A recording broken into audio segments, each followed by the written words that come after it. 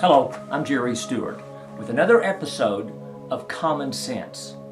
55 years ago this month, something happened to me, to our country, to our world that was very, very scary. As you may know, after the war, World War II, the relationship that we had had with the Russians went sour, and we were no longer their allies. They had the nuclear bombs. We had the nuclear bombs.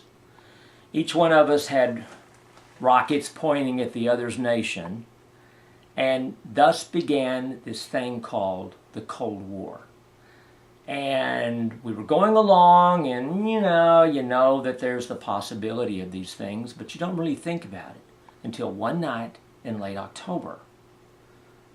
President Kennedy came on the television with maps and photos and showed the American people that the Russians had nuclear missiles on the island of Cuba.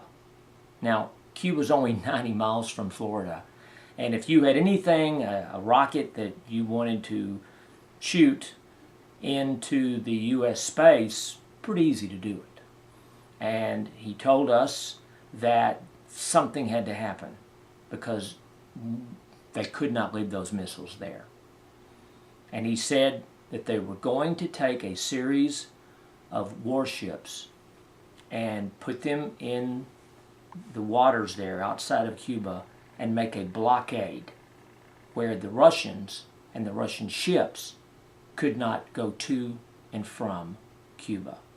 Now, that was very scary for a lot of folks, and it was especially of concern to the folks and the families where I lived. I lived in Fort Worth, Texas, and Fort Worth is the home of an Air Force base called Carswell Air Force Base. And at that time, that's where one of the main military bases in our country was. So just a matter of a few miles from where I went to school, DeMac Ray Elementary School, was this air base that was a known target if missiles were ever shot at our country.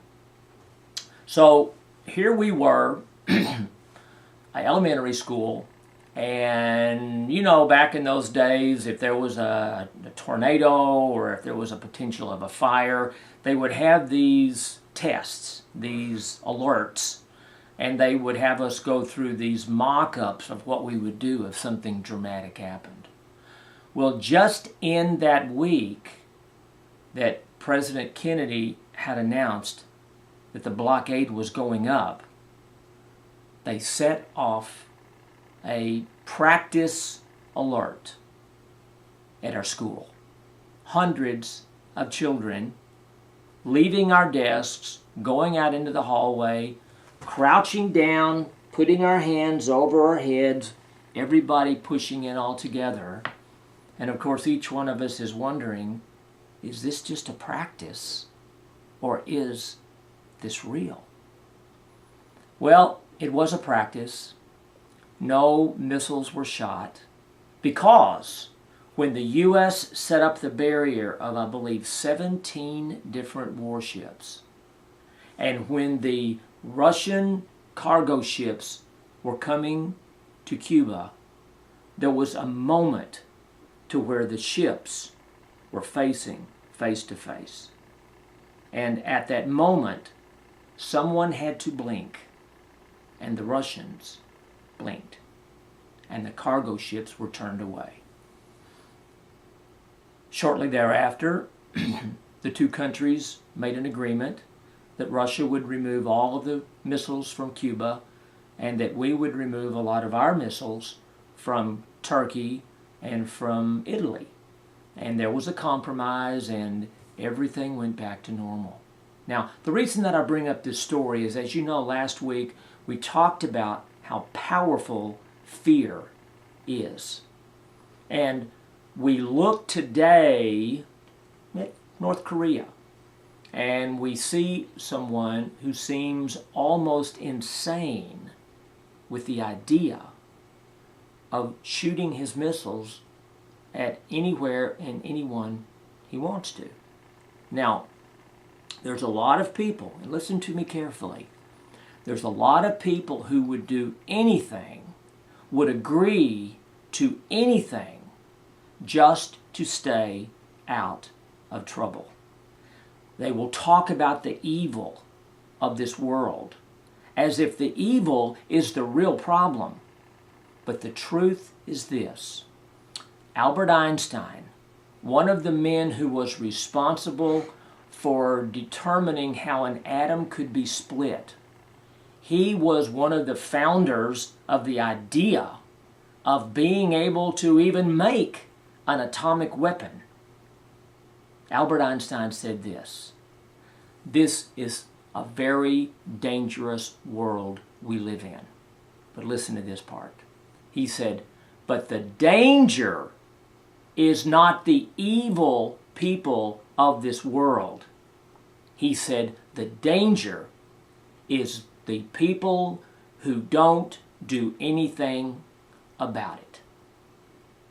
So as we look at the evils in our world, as we look at the evils in our country, as we look at the ways that our country is becoming something that many of us don't recognize, and so many people who are trying to terrorize us, let me assure you, what we must do to save our America is to put our fears aside and to face the evil and to stand up against it.